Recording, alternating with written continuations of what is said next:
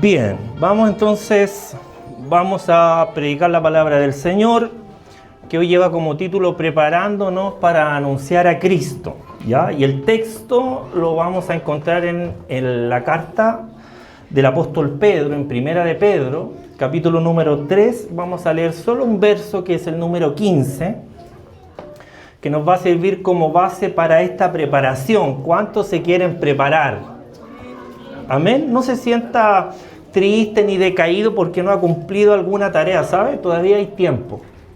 Si Dios nos recordó, todavía estamos a tiempo para obedecer y realizar actos que nos van a llevar a estar más cercanos de aquellas personas que necesitan de nuestro Señor. Amén. Leo el texto en Primera de Pedro capítulo 3, verso 15, que dice de la siguiente manera: Si no, santificad a Dios el Señor en vuestros corazones y estad, dice la Escritura, siempre preparados para presentar defensa con mansedumbre y reverencia ante todo, ojo con esto, ante todo el que os demande razón de la esperanza que hay en vosotros. Por favor, asiento, déjeme recordarle un poquito y ordenar también lo que hemos aprendido durante estas últimas semanas que hemos venido hablando del evangelismo, porque durante este mes hemos ido avanzando paso a paso respecto de lo que es el evangelismo, ¿se acuerda? Partimos primero hablando de que no podíamos evangelizar sin el respectivo poder, sin la respectiva unción del Espíritu Santo, como nos dice Hechos 1:8, recibiréis poder, ¿verdad? Y me seréis testigos, que serán como los dos grandes pilares, recibir poder para ser testigos. Eso fue lo primero que aprendimos. Después, el Señor nos llevó y nos encaminó a aprender de que ser testigo no era solo hablar, sino que también era vivir. ¿Se acuerda de esa predicación de los labios de nuestra pastora? Luego, al domingo siguiente, pudimos ver que el Evangelio se vive en lo cotidiano, o sea, en la vida diaria. O sea, todos los días nosotros tenemos que vivir siendo creyentes, siendo evangelizadores, siendo evangélicos, amén. Y después nos fuimos aprendiendo y logramos entender que el evangelismo incluía, en la semana pasada, ¿se acuerda? Incluía, ¿qué cosa? Misericordia. Eso es lo que nos enseñaba el Señor el domingo pasado. Y en el último mensaje del miércoles recién pasado, nosotros entendimos, gracias al Señor, que para poder hacer todo esto necesitábamos valentía. ¿Se acuerda que el Señor nos dijo que necesitábamos tener esa valentía? ¿Para qué? Para que pudiésemos hablar con denuedo. Eso estaba en Hechos capítulo 4, verso número 31. Y hoy Dios nos va a ayudar, después de todo esto, nos va a ayudar a poder prepararnos. ¿Para qué? Para que nosotros podamos anunciar a Cristo, porque el Evangelio es eso, ¿se acuerda? Anunciar la grata nueva, la buena noticia. ¿Se acuerda que el Evangelio no es nada más ni nada menos que anunciar una buena noticia? ¿Cuál es la buena noticia? Bueno, que Cristo Jesús vino al mundo a salvar a los pecadores, y el apóstol Pablo dijo, y se puso él como referencia, dijo, de los cuales pecadores yo soy el primero. Entonces nosotros los creyentes sabemos que el anunciar el Evangelio a nosotros no nos exime de pecar, ¿verdad? Pero sí podemos entender de que Cristo Jesús nos vino a salvar y que Él hoy, como nuestro abogado, está intercediendo cada vez que nosotros vamos al Padre y le decimos, Señor, fallé, Señor, me equivoqué, me volví a caer, por favor, perdóname. Cristo está ahí intercediendo. ¿Amén? Bueno, hoy, para poder entender lo que Cristo nos quiere hablar, lo que la palabra nos quiere enseñar, vamos a utilizar una pequeña historia que está en las Escrituras, que habla de un hombre que conocía muy bien las Escrituras. Y por favor, quiero que vamos poniendo atención, porque es súper relevante esta historia para que podamos acomodarla y llevarla a nuestra vida actual. Entonces, empezamos diciendo que existía en las Escrituras, en la antigüedad, un hombre que conocía bastante bien las Escrituras, tenía muy buen conocimiento escritural, pero además tenía ciertas características que dice la Escritura ahí en Hechos capítulo 18, que es donde nos habla que este varón era un hombre muy elocuente, era un hombre que sabía hablar, o sea, tenía el don de la palabra, tenía además pasión, era un hombre muy fervoroso para predicar, y además dice la Escritura en Hechos capítulo 18 que este hombre predicaba con mucha convicción, con mucha vehemencia acerca de Dios. Mire qué interesante, mire qué bueno encontrar en el Nuevo Testamento antecedentes de hombres que ya nos mostraron un camino para nosotros seguir. O sea, hoy nosotros, gracias al Señor, no tenemos que salir a inventar nada, nuevos métodos ni nuevas estrategias, porque la Biblia ya nos mostró un camino. Y gracias al Señor nosotros podemos escudriñar las Escrituras y encontrar ese camino, esa vereda por la cual transitar, que ya dio resultado. ¿Se entiende? O sea, Dios es el mismo de ayer. Amén. Dios es el mismo de hoy y seguirá siendo el mismo Dios por los siglos de los siglos. Y nos da a entender, o nos demuestra, nos manifiesta que en su palabra nosotros encontramos verdad y encontramos, como dijo el salmista, lumbrera en nuestro camino. Amén. Entonces, este hombre que tenía mucha convicción para hablar, mucha elocuencia, era muy fervoroso, dice la Escritura en Hechos capítulo 18, este hombre, hermano, con esa convicción y con todos esos atributos que yo le acabo de mencionar, nos enseña de que en su interior no era un hombre indiferente a la palabra del Señor, o sea, lo que tenía que hacer, que era predicar. Las características que la Biblia nos da nos está diciendo que este no era un hombre pasivo, o sea, no era un hombre que estaba tranquilo esperando que las cosas pasaran, sino que estaba constantemente moviéndose y haciendo que las cosas ocurrieran con sus atributos, con sus características.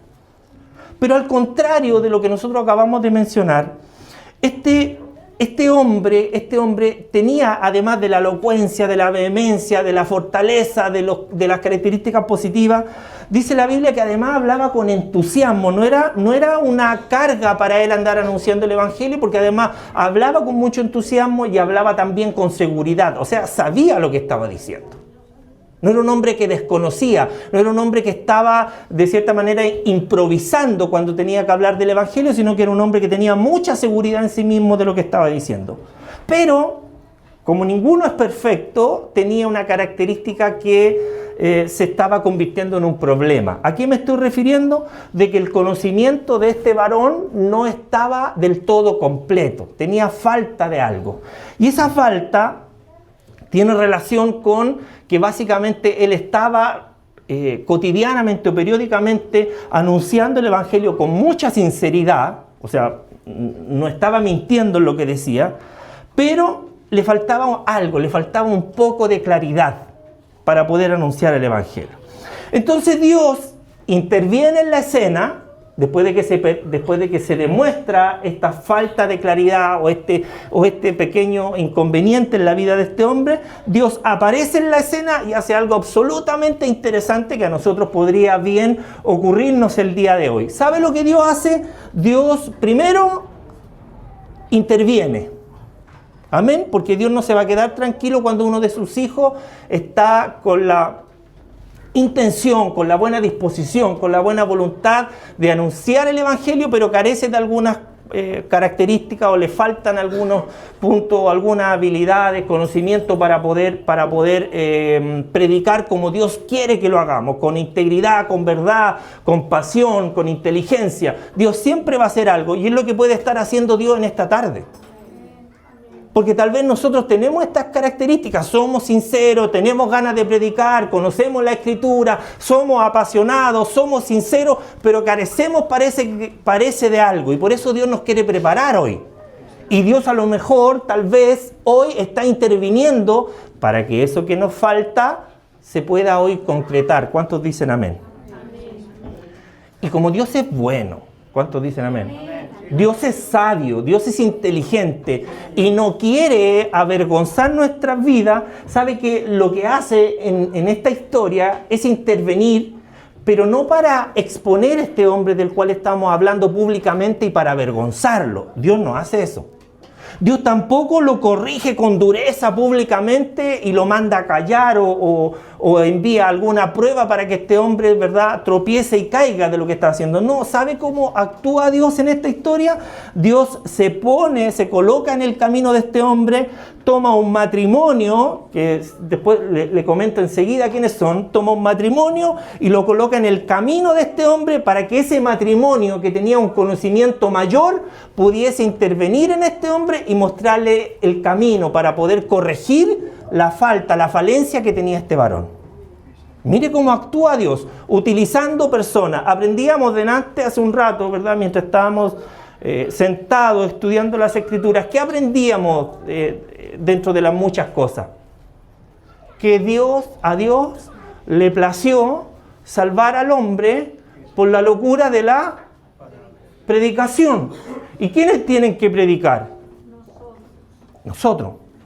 Por lo tanto, Dios, fiel a su palabra, utiliza a un matrimonio que conocía mucho mejor las Escrituras, toma a este varón que le faltaban ciertos rasgos para poder cumplir con lo que Dios quería y lo interpone en su camino, lo toman. Y este matrimonio toma aparte a este varón y le explica con mucha mayor precisión y con mucha mayor claridad el camino, el único camino de Dios. El camino le muestra la verdad y le muestra la vida. Y ese es Jesucristo mismo. Eso es lo que hizo este matrimonio. Este matrimonio no tomó a este varón para atacarlo, ni para... No. Este matrimonio toma a este varón para mostrarle con mayor claridad cuál era el camino que Dios había establecido. Para todos nosotros, no solamente para este hombre. El hombre del que estoy hablando tiene una característica, o tiene varias características además de las que ya le mencioné. ¿Sabe lo que hace? Este hombre escucha al matrimonio.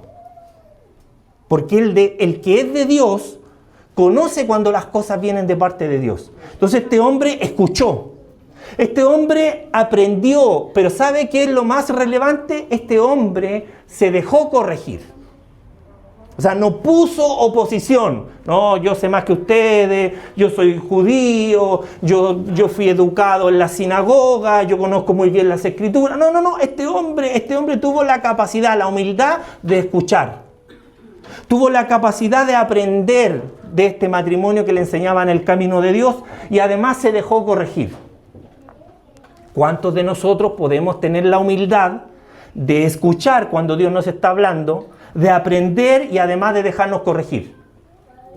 Habitualmente, nuestra carne es la primera enemiga, ¿verdad?, de la corrección. Es la primera que se... No, conmigo no, vaya a enseñarle a los demás, tome a otro, a mí no, porque yo conozco muy bien las cosas, déjeme aquí nomás, yo no quiero hacer esto, yo no quiero avanzar el otro, ¿verdad? Porque es muy difícil que el ser humano creyente se pueda dejar corregir. ¿Cuántos comparten conmigo esa apreciación? Nos cuesta dejarnos corregir. Cuesta que Dios nos pueda moldear como Él quiere. Por eso, hermano, mire, nosotros no nos damos cuenta, pero por eso el creyente pasa tanta prueba y tanta dificultad, porque Dios, como el alfarero, está tomando este barro para moldearlo como Él quiere, y este barro constantemente le está diciendo, no señor, yo quiero lo otro, dame lo que yo quiero, no quiero esto de ti, quiero esto otro, y constantemente, ¿sabes?, nos encontramos luchando con Dios, con la mano de Dios. Dios nos quiere corregir, nosotros no se lo permitimos. Dios quiere trabajar en nosotros, pero nosotros queremos otras cosas primero. Y no permitimos que Dios pueda obrar en nuestras vidas porque somos duros de servicio. Pero cuando hablamos de la nación de Israel, no, los israelitas vagaron 40 años por el desierto. ¿Y nosotros cuántos años llevamos vagando en el Evangelio? ¿Cuántos años llevamos dando vueltas sin crecer, sin fruto, sin poder decir, no, yo dejo que Dios me moldee, sin poder decir, sí Señor, yo voy a ir, aunque no quiera, pero voy a ir igual? Somos difíciles de moldear, somos difíciles de corregir, somos difíciles para que Dios pueda hacer la obra que quiere hacer en nosotros. Le cuesta al Señor trabajar con nosotros. Por eso es que tal vez nos cuesta también adorar en la hora de la adoración. ¿Cuántos a lo mejor no piensan, es que esa alabanza a mí no me gusta mucho esa alabanza, podrían cantar algo un poquito más avivado? Ahí está la carne discutiendo en el momento que tiene que estar adorando. Porque no estamos en el espíritu.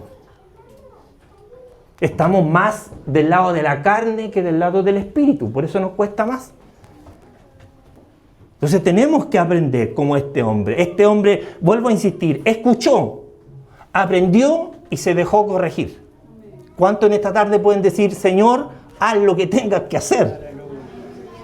Gloria al Señor. Bueno, después de eso, después de esto, después de lo que este varón permitió, voy a abrir un paréntesis importante, porque justo miré hacia allá y vi a los jóvenes, a los niños, a los adolescentes.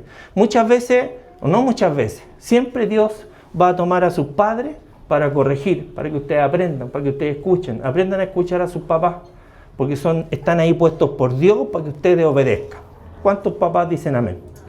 Cierro paréntesis, sigo.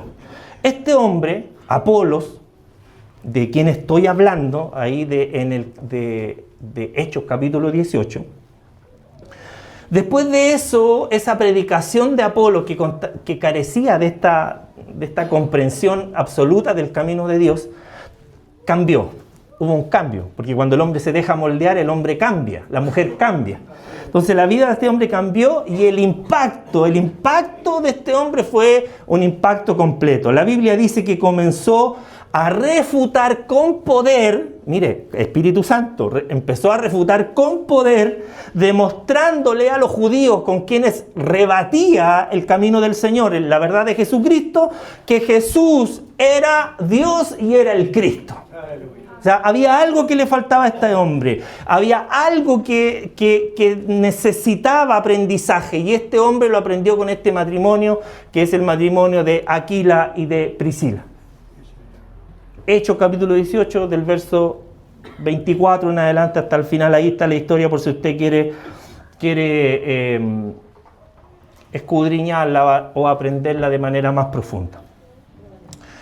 Entonces aquí está la enseñanza de hoy, aquí está el aprendizaje para nosotros hoy. ¿Por qué? Porque escúcheme bien, no basta con tener ganas de hablar de Dios. No. Hermano, no basta con tener buenas intenciones. No, tampoco. Necesitamos, como dice el título del mensaje, necesitamos estar preparados. Amén. No basta solo la buena intención. No basta solo estar de los primeros, hay que estar preparados. ¿Cuántos dicen amén? Amén. Porque cuando hay preparación, el mensaje no solo se dice, no solo se habla, sino que se comunica con claridad, con profundidad, y es ahí cuando el mensaje del Evangelio produce el impacto que tiene que producir, que es salvar al ser humano, que es anunciar la grata nueva, que es anunciar la misericordia de Dios, el año agradable del Señor, las buenas noticias. Es ahí, cuando estamos preparados, que podemos hablar con entusiasmo, con impacto, con poder, con autoridad, con denuedo, con elocuencia. Es ahí, hermano, cuando Dios nos prepara, es ahí cuando nosotros, hermano, podemos llegar a las vidas de las personas con impacto. Podemos orar y decirle, Señor, ábreme una puerta con este hombre, con esta mujer, para que te conozca. Y ahí Dios está abriendo puertas. Por eso es que es impactante cuando analizamos y decimos, ¿alguien oró por alguien que no conozca a Cristo? ¿Hubo alguna respuesta de parte de Dios a esa oración? ¿Realicé un acto, al menos un acto de misericordia durante una semana con alguien que no conociera a Dios? ¡Ey! Cuidado con lo que estamos haciendo cuando Dios nos está dando instrucciones. Porque Dios nos quiere capacitar, Dios nos quiere preparar para salir allá afuera y causar el impacto que tenemos que causar. ¿Se da cuenta que Dios nos tiene que preparar? ¿Se da cuenta que hay un margen importante de conocimiento, de preparación y de sabiduría que a nosotros nos falta para poder hablar de Dios?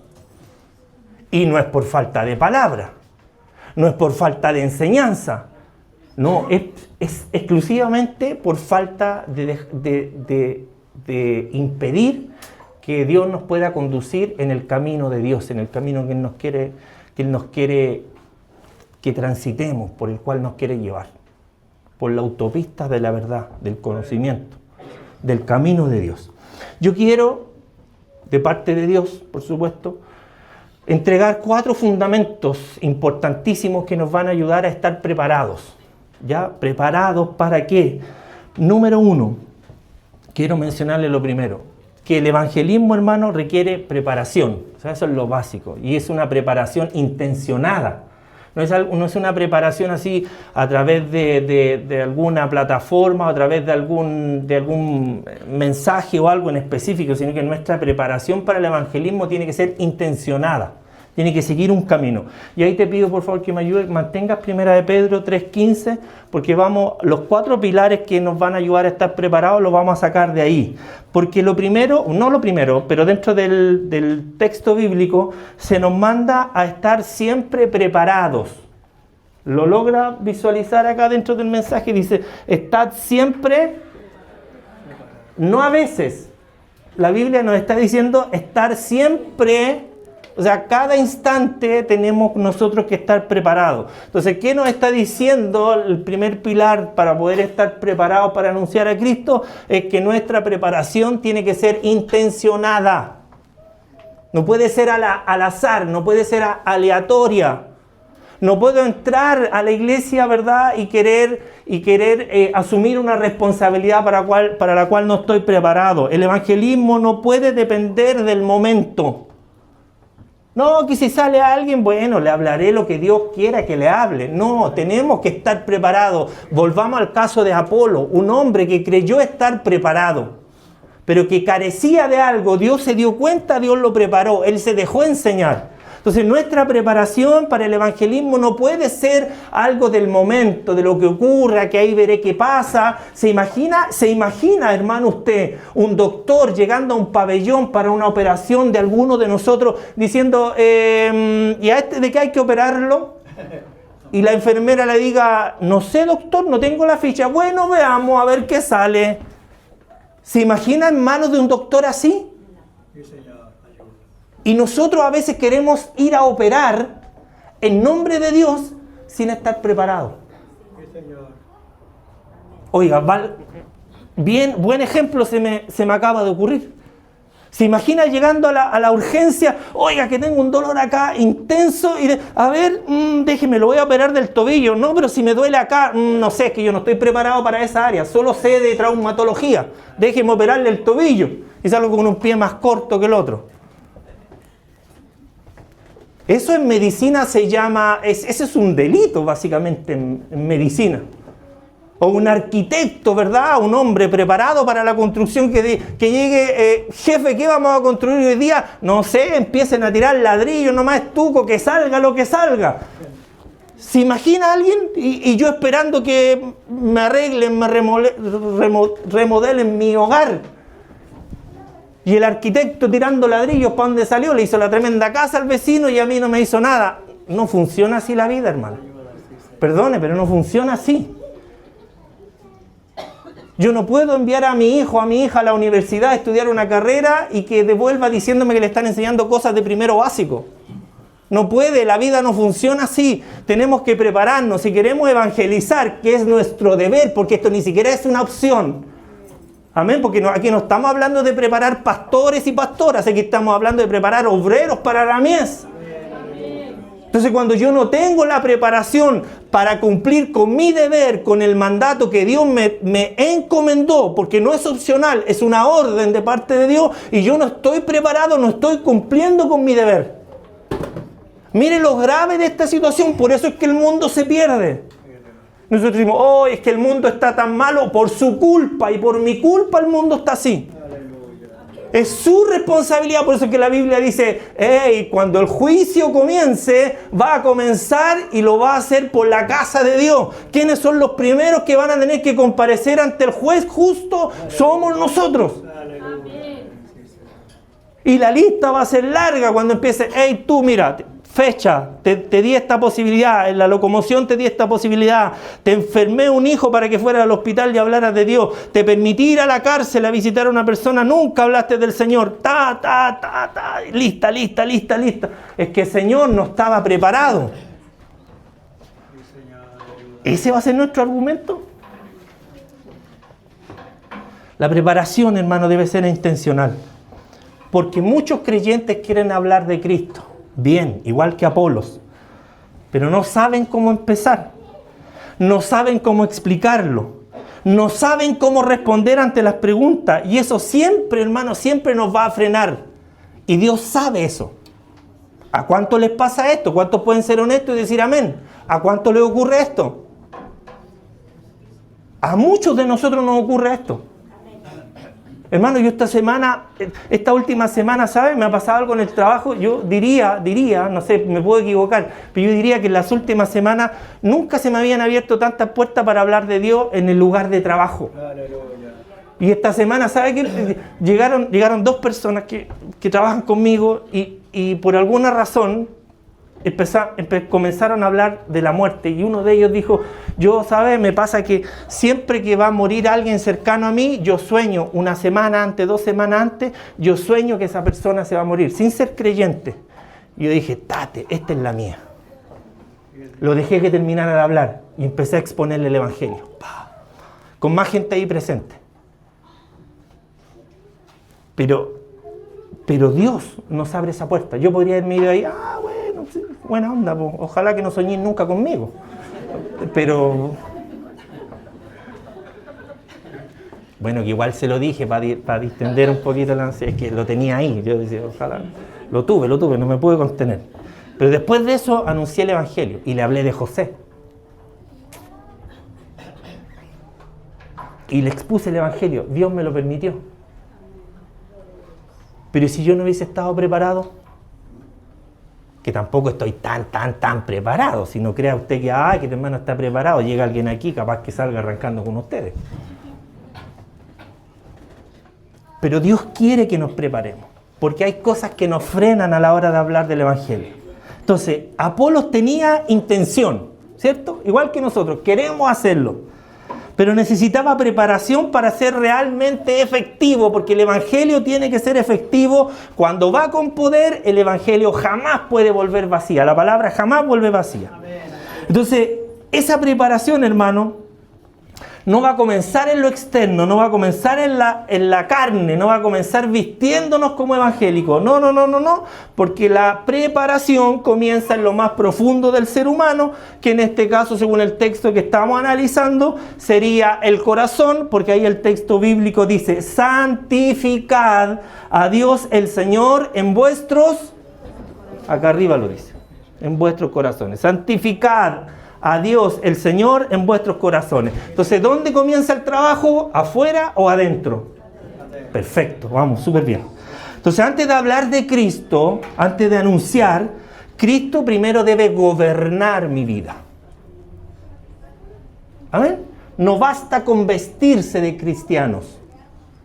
Cristo tiene que gobernar mi interior, santificar mi interior, vestirme de su gracia.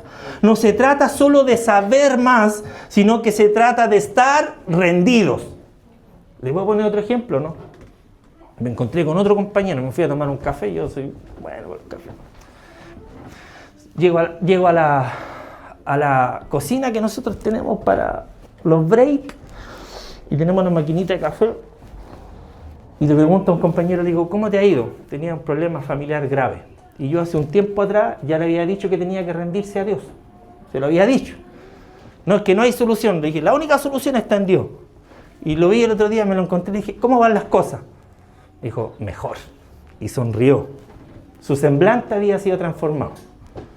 Y le dije, pero a ver, ¿las cosas van mejor por lo que hablamos o van mejor porque sí? No, por lo que hablamos. ¿Y por qué? Le pregunto yo. Porque al final me tuve que rendir. Me tuve que rendir a Él. Entonces, cuando nosotros nos rendimos y Dios es el que gobierna, las cosas cambian. Las cosas se transforman.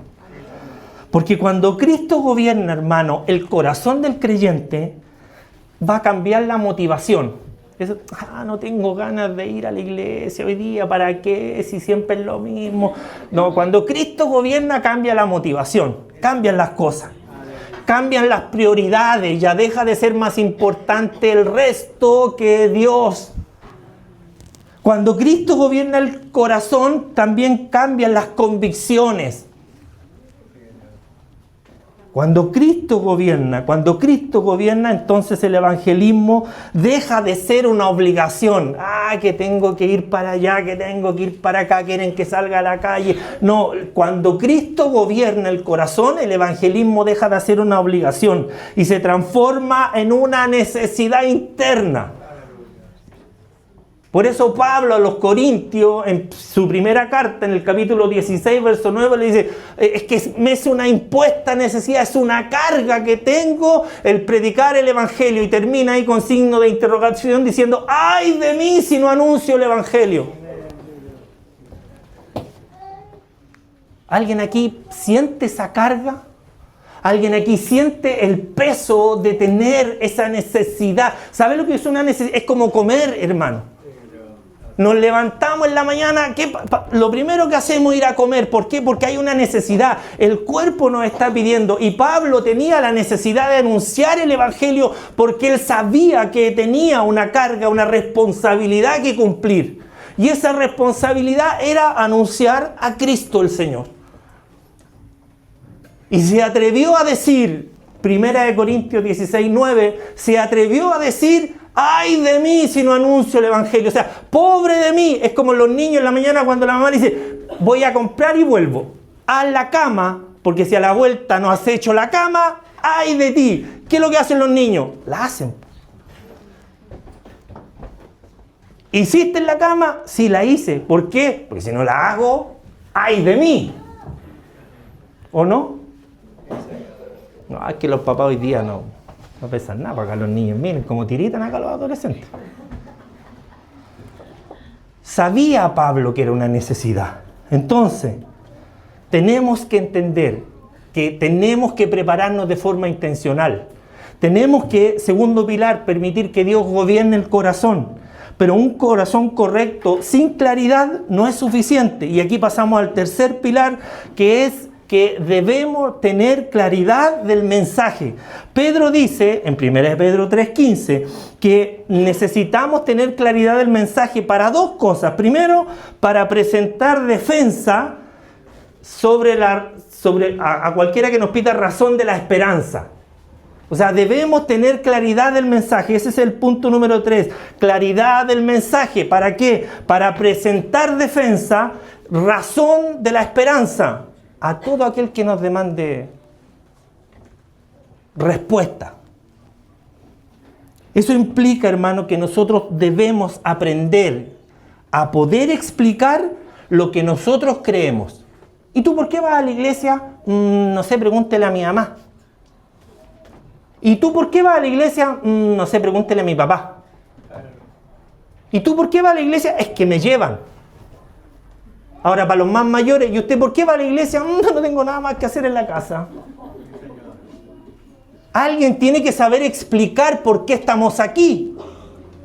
Y el Evangelio no es tan difícil. Mire, el Evangelio, lo lindo del Evangelio que es tan sencillo, si nosotros a veces lo complejizamos tanto el Evangelio. Pero lo lindo del Evangelio es que es claro, mire, cinco pasos para poder anunciar el Evangelio con claridad. Tenemos que entender cuando alguien nos demanda razón de nuestra fe. ¿Por qué vas a la iglesia? ¿Por qué crees en Dios? Primero, yo le tengo que decir a esa persona, ¿sabes por qué? Porque todos hemos pecado. Y estamos destituidos de la gloria de Dios, Romanos 3:23.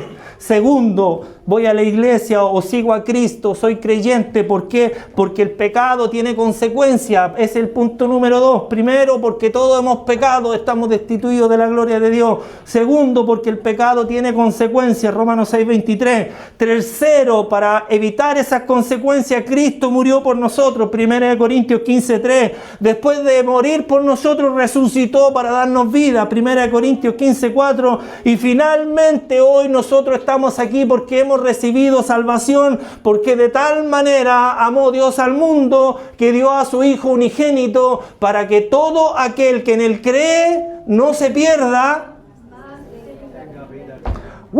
Con ese ánimo, vamos para el cielo, dijo Gigi Ávila. Nos vamos con él. Apolos tenía conocimiento, pero necesitaba precisión. No basta con pasarle un arma a alguien y enseñarle a cómo disparar. Tiene que hacer puntería, tiene que practicar la puntería, porque si no puede matar a alguien. Y eso, hermano, eso marcó la diferencia. Ahora, para finalizar, teniendo esto en claro, teniendo la claridad, hay un último punto que va a definir cómo ese mensaje es recibido. Y el punto número 4, y esto por favor póngame atención, es la actitud que nosotros tenemos, que también forma parte del evangelismo. Mi actitud, diga, mi actitud. Porque 1 de Pedro 3:15 dice que la defensa no se hace como nosotros querramos. Dice que se presenta defensa con mansedumbre y con reverencia. ¿Cómo se presenta defensa? Con mansedumbre y con respeto, con gentileza. ¿Dónde sacaste esa versión, hijo? Ya. Después vamos a hablar. Nos preparamos toda la semana con la Reina Valera y usted me pone la... No, está bien, está perfecto, estás perfecto, estás aprendiendo, querubín. Entonces presentamos, dice la Reina Valera, con mansedumbre y con reverencia, y esta versión es más clara y dice con gentileza, o sea, mansedumbre con gentileza y con respeto. ¿Cómo se presenta el Evangelio cuando alguien demanda razón de nuestra fe? Con reverencia y con respeto. No, es que yo les predico nomás. No, están mal, hijo. Están mal, hija, porque no se predica a mi manera, se predica a su manera. Y como Él enseñó, con mansedumbre y con reverencia. Porque podemos tener la verdad, pero también podemos comunicarla mal. El Evangelio no se impone, el Evangelio se anuncia. No se trata de ganar más discusiones con aquellos que no creen. Se trata de alcanzar más personas para Él, para Cristo. La forma en que hablamos y nos comportamos, ¿sabe? También refleja a Cristo. La historia de Apolo a nosotros nos deja una enseñanza muy directa para prepararnos, para presentar a Cristo, para presentar a nuestro Señor. La enseñanza de Apolo nos enseña algo importante, que la intención, la buena intención, no siempre es suficiente. Que la pasión tampoco es suficiente.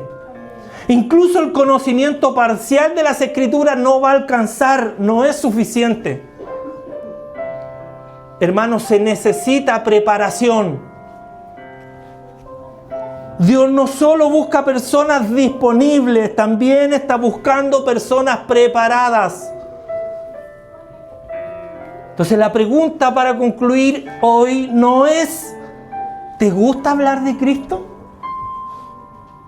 No, esa no es la pregunta de hoy. La pregunta de hoy es: ¿estás preparado para hacerlo correctamente? ¿Estás preparada para presentar defensa correctamente? Porque en cualquier momento va a pasar algo. Alguien te va a preguntar. Alguien te va a observar que eres distinto, que tienes algo diferente. Alguien va a necesitar una respuesta. Y en ese momento, en ese mismo momento, no va a ser tiempo para andar improvisando.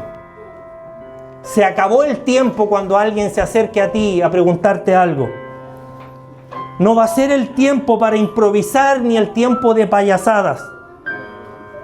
Porque si Dios ya te dio de su espíritu, Dios ya te llamó a ser testigo, ¿sabe? Ahora la responsabilidad es suya y también es mía. La responsabilidad es nuestra. A prepararnos, iglesia. A prepararnos, a combatir, a tomar las armas, las habilidades, los conocimientos. Porque cuando un creyente se prepara, el Evangelio no solo se escucha, sino también se entiende. y finalmente transforma vidas. Todos nosotros tenemos que prepararnos. Todos nosotros tenemos un deber con el Evangelio que es anunciar las virtudes de nuestro Señor, que nos sacó de las tinieblas, nos sacó de la muerte, nos sacó del barro, del lodo cenagoso, para traernos a este camino maravilloso del Evangelio, el Evangelio de salvación. Vamos a dejar una tercera tarea para esta semana. Usted y yo vamos a buscar una conversación con alguien que no conozca a Cristo. Pero una conversación natural, no forzada, una conversación cualquiera, donde nosotros podamos hablar de Dios sin tener que forzar a la otra persona. Escúcheme esto, no se trata de interrumpir a una persona, no se trata de imponer nada, no se trata tampoco de generar incomodidad, se trata de estar atento. ¿Amén? Hay que estar atento para, como decía el apóstol Pedro, presentar defensa. Porque la conversación puede salir en su trabajo, la conversación puede salir en su familia, con un amigo, con un extraño, una conversación cotidiana con alguien que no conoce a Cristo. Pero tenemos que buscar un momento real. Tenemos que buscar ese momento, una puerta que se abra. Hermano, iglesia, hay que estar atentos. Una oportunidad que aparezca en el camino, porque cuando eso pase, tú no vas a poder cambiar el tema de conversación. Cuando eso ocurra, tú no vas a poder evadir la conversación. Cuando eso ocurra, tú no vas a poder retroceder. Vas a tener que hablar. Amén. Aunque sea simple, aunque sea breve, pero tienes que hablar. Póngase de pie, por favor. Entienda esto, iglesia. El evangelismo no comienza con grandes discursos. Comienza cuando un creyente preparado reconoce el momento ideal y decide no quedarse callado, sino que decide hablar. 4 son las enseñanzas, 4 son los pilares que Dios nos ha dado hoy para poder estar preparados, cuando alguien necesite respuesta, cuando alguien necesite recibir orientación.